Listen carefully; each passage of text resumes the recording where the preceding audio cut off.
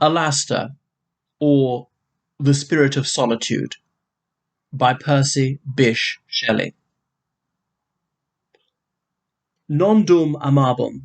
et amare amambam, quarabam quid amarem, amans amare. The Confessions of St. Augustus. Earth, ocean, air, beloved brotherhood, if our great Mother has imbued my soul with aught of natural piety to feel your love, and recompense the boon with mine, if dewy morn, and odorous noon, and even with sunset and its gorgeous ministers, and solemn midnight's tingling silentness, if autumn's hollow sighs in the sere wood, and winter robing with pure snow and crowns of starry ice the grey grass and bare boughs, if spring's voluptuous pantings when she breathes her first sweet kisses have been dear to me, if no bright bird, insect, or gentle beast I consciously have injured, but still loved and cherished these my kindred, then forgive this boast, beloved brethren, and withdraw no portion of your wonted favour now. Mother of this unfathomable world, favour of my solemn song, for I have loved thee ever, and thee only. I have watched thy shadow and the darkness of thy steps, and my heart ever gazes on the depth of thy deep mysteries. I have made my bed in charnels and on coffins, where black death keeps record of the trophies won from thee, hoping to still these obstinate questionings of thee and thine by forcing some lone ghost, thy messenger, to render up the tale of what we are, in lone and silent hours,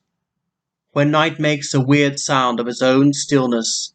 like an inspired and desperate alchemist, staking his very life on some dark hope, have I mixed awful talk with asking looks, which most innocent love, until strange tears, uniting with those breathless kisses,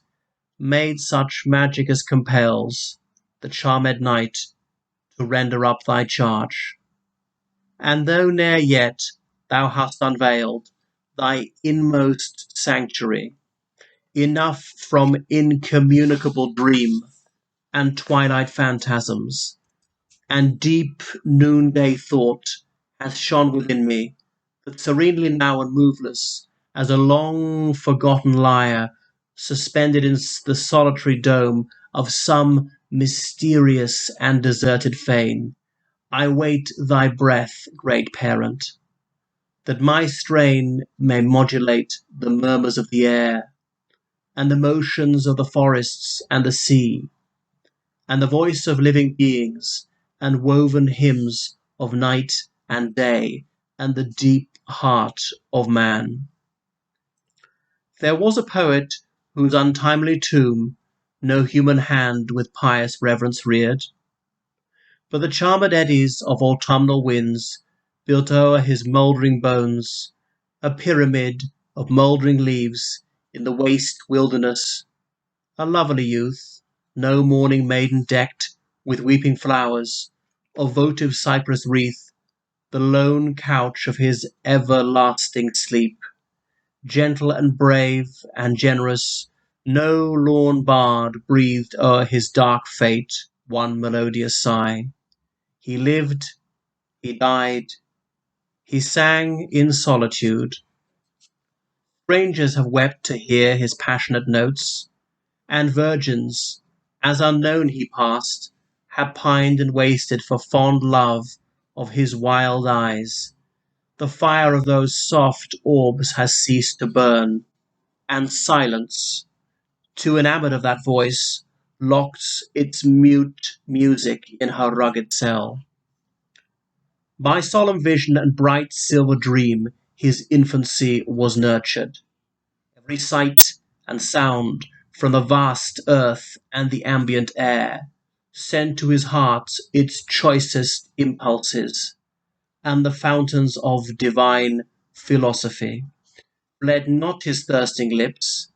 and all of great or good or lovely, which the sacred past, in truth or fable consecrates he felt and knew. When early youth had passed, he left his cold fireside and alienated home to seek strange truths in undiscovered lands. Many a wide waste and tangled wilderness has lured his fearless steps, and he has bought with his sweet voice and eyes from savage men his rest and food. Nature's most secret steps he like her shadow has pursued, where'er the red volcano over canopies, in fields of snow and pinnacles of ice, with burning smoke, or where bitumen lakes on black bare pointed islets never beat with sluggish surge,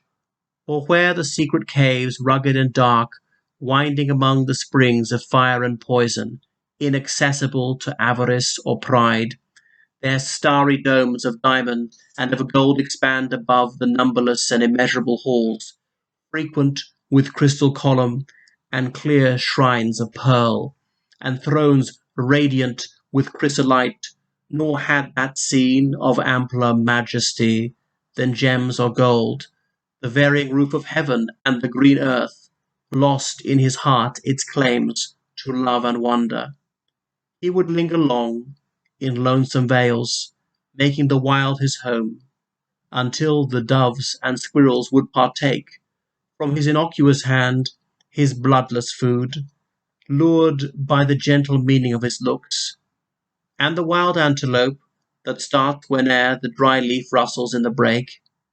suspend her timid steps to gaze upon a form more graceful than her own. His wandering step, obedient to high thoughts, has visited the awful ruins of the days of old, Athens and Tyre and Baalbek, and the waste where stood Jerusalem, the fallen towers of Babylon, the eternal pyramids, Memphis and Thebes, and whatsoe'er of strange sculptured on an alabaster obelisk, or jasper tomb, or mutilated sphinx, dark Ethiopia in her desert hills conceals. Among the ruined temples there, stupendous columns and wild images of more than man, where marble demons watch the zodiac's brazen mystery, and dead men hang their mute thoughts on the mute walls around. He lingered, poring on memorials of the world's youth, through the long burning day, gazed on those speechless shapes, nor when the moon filled the mysterious halls with floating shades, suspended that task, but ever gazed and gazed, till meaning on his vacant mind flashed like the strong inspiration that he saw the thrilling secrets of the birth of time. Meanwhile an Arab maiden brought his food, her daily portion, from her father's tent, and spread her matting for his couch, and stole from duties and repose to tend his steps, enamoured, yet not daring for deep awe to speak her love, and watched his nightly sleep,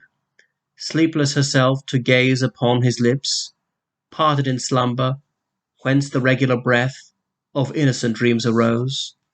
Then, when red morn made paler the pale moon, to her cold home, wildered and wan and panting she returned. The poet, wandering on through Araby and Persia, and the wild Carmanian waste, and o'er the aerial mountains which pour down Indus and Oxus from their icy caves, in joy and exultation held his way, till in the vale of Kashmir, far within its loneliest dell, more odorous plants entwine, beneath the hollow rocks, a natural bower, beside a sparkling rivulet, he stretched his languid limbs.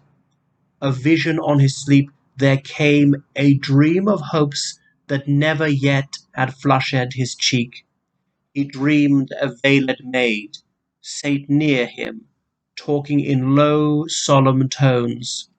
Her voice was like the voice of his own soul, heard in the calm of thought, its music long, like woven sounds of streams and breezes, held her inmost sense suspended in its web, of many-coloured woof and shifting hues. Knowledge and truth and virtue were her theme,